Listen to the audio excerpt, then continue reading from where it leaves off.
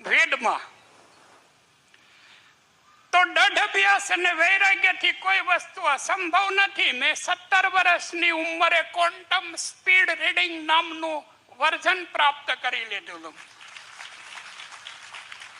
અને quantum speed reading નામનું version એટલા માટે પ્રાપ્ત કરી લીધેલું કે 100 શાસ્ત્ર, 18 પુરાણ, 52 ઉપનિષદ, 108 સમૃદ્ધ્યા અને 4 વેદ બધા સમાધિમાંથી ઉતરેલા છે. એટલે ક્વોન્ટમ સ્પીડ રીડિંગ નામનું વર્ઝન એટલે પ્રાપ્ત કર્યું કે ઋષિ મુનિઓએ આટલી મહેનત કરી અને આવડા મોટા ગ્રંથો રચ્યા છે, તો આમાં છે શું એમ? પણ કોન્શિયસ માઇન્ડ થી રીડ કરવું બહુ મુશ્કેલ છે એવડા મોટા ગ્રંથોને. એટલે અમે ક્વોન્ટમ સ્પીડ રીડિંગ નામનું વર્ઝન પ્રાપ્ત કરી લીધું. એટલે 1000 પાનાનો ગ્રંથ હોય તોય તમે એને ઓશિંગા ઉપર મૂકી અને સૂઈ જાઓ એટલે સવારે રીડ થઈ જાય. તમે અત્યારે સુધી જે એજ્યુકેશન લીધેલું છે એ બધું કોન્શિયસ માઇન્ડનું છે એમ. અને કોન્શિયસ માઇન્ડ છે એ સ્વર અને વ્યંજનની ભાષા છે એમ, સાઉન્ડની ભાષા છે એમ.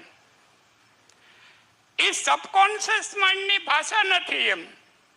એટલે મેં જો તમને પ્રશ્ન કરી લઉં કે ભાઈ તમે મારી સાથે ચાઇનીઝ ભાષામાં વાત કરો, પેરિસ ભાષામાં વાત કરો, જર્મન ભાષામાં વાત કરો એમ, તો આપ મને એવું કહો કે બાપુ એવું કઈ ભણ્યા નથી એમ.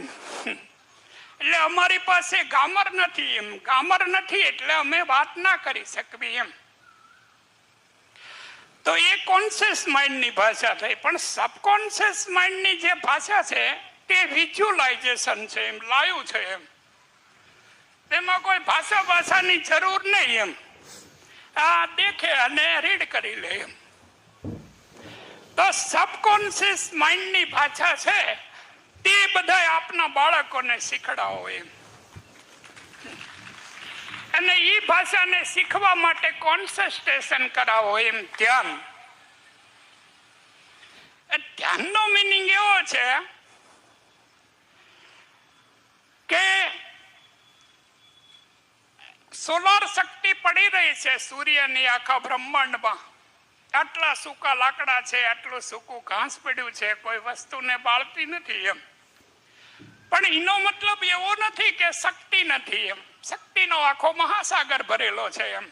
અને તમે ભણેલા છો એમ. એટલે તમારે જો પ્રેક્ટિકલ કે પ્રયોગાત્મક કરી